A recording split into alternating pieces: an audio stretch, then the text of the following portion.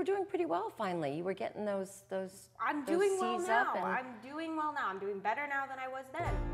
I had just gotten done with my 130 Vinyasa flow, and so I kind of got out and it was like, whoa, I need to make a documentary. I want to enlighten the world. And how much does that pay? I think I am like 1% Native American. I didn't realize that this was a Native American art center because it's an Indian, but I do think I'm like 1% Native American. So I wanted to know about like Buddhism and whatever you know about spirituality. I just personally don't find shame to be a very useful emotion. I didn't do anything. So I kind of blocked that one out. What is your end game here? I mean, what are you hoping that this is going to lead you to? Well, if you actually wanted to talk to me, I would just be letting you know how well I'm doing. Hi, can you please stop following me? I'm sorry. Just please stop following me. How spiritually enlightened I am. Ask it a question. Am I going to be famous?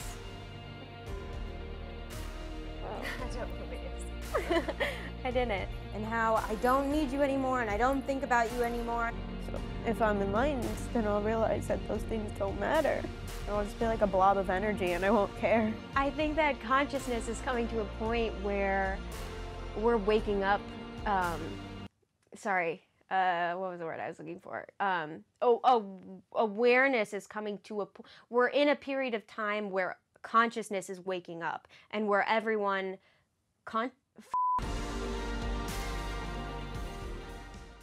Hey! Uh-oh, you're sideways. I'm sideways. You're sideways too, but let me see if I could like figure this out. Oh, yep, there you go, perfect. Okay. Do I still look sideways? No, you're fixed too now. I don't know how that worked. Crazy.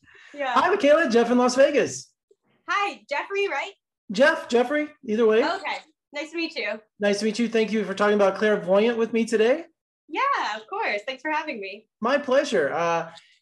Claire's quest for enlightenment. So tell me, where does she look? Where does their journey take her?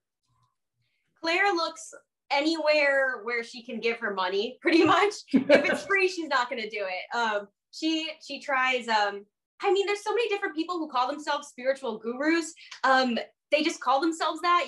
She maybe finds them on Craigslist. I don't know if they're actually spiritual gurus, but yeah, if they call themselves it, she believes it. And she's convinced that documentary is the answer to enlighten everyone she meets, has to spread the word. Well, I think it's really ironic because Claire acts as if her journey is very personal and only about her own journey of self-discovery. But I mean, really, she wants attention. She craves being noticed by people, and I think she does feel very lonely. So there's layers to her, but she's also superficial. It's really ironic. So that's why it's a documentary. She wants to bring people in on it. Yeah, I was gonna say her ego is so huge and she literally offends everyone she meets, but she's totally oblivious to this. Exactly. She offends everyone. And that's why it was such a fun character to play, because in real life, you don't get to just go around offending people. Like, hopefully you're not doing that. I guess you could do it accidentally. But with Claire, like she just does it. She didn't know what she was saying most of the time. So as one of the writers and directors of Clairevoyant, was this someone you knew? Was it based on someone that was seeking some sort of enlightenment, or is this something that happened to you personally, that you were trying different types of, Buddhism or trying to do a self-discovery? Yeah, it was inspired by a bunch of different things and a bunch of different people. My own journey was a part of it, of course. I think as a writer and director, you're always going to be inspired by your own real life. So there was an element of me in the character. But it was inspired by a ton of different people because I live in Los Angeles. So, it's a big scene here. So it's pretty easy to pull from that. I was going to say this movie had such an LA vibe to it because everyone in LA is, looking for something, so that's a perfect setting for this film. Yeah, exactly. And being a mockumentary, it is scripted, right? But there's a certain freedom to that format. Yeah. The script was very, very loose. All of the actors were just people from my acting class who were generous enough to give me their time. So they were all super talented and they had improv abilities, but there would be a loose draft of what the scene was supposed to be. And then it would change depending on who we brought in, because they would bring their own style to it and the scene would totally go wherever it needed to. And this is your directorial debut. Tell me about the planning and the settings for something like this. Was it more guerrilla-like filmmaking, or pick up the camera and go, you know what? Here's the situation. Let's see where our exchange goes.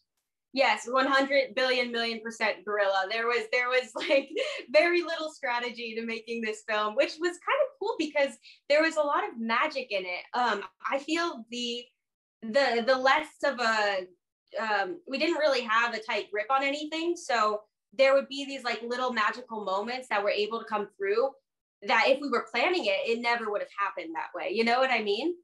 It's very magical. And is it Arthur de la Roche? Am I saying that? Yes.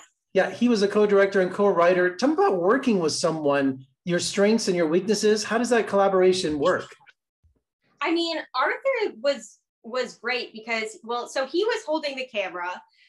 So we were kind of like, there really was no director on the movie. We just we co-directed it because I led the scenes through improv and in the editing bay, and he held the camera, and it was only collaboration. Like it was just us two making the whole thing, and then the actors, like that's it. We don't have money backing us up.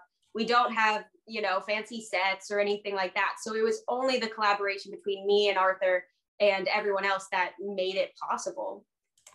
And, so it seems like this movie was begged, borrowed, and stole, just to get your vision up there on the big screen, huh? Yeah, exactly. A lot of just taking the camera out onto the street and, stealing shots, not getting caught. And we didn't get caught and we're okay, but in Los Angeles, it's kind of tricky because you're not really supposed to like film on the street, but I mean, we're filmmakers, so we're going to do it. Well, congratulations on your debut, Clairevoyant, video on demand, June 22nd. Thank you so much for joining me today. Very funny film. And come out and visit us in Las Vegas. We'd love to have you. You're just next door. Oh yeah, I would love to do that. That sounds so fun. Thanks so much and good luck with the film. Okay, thank you. Bye.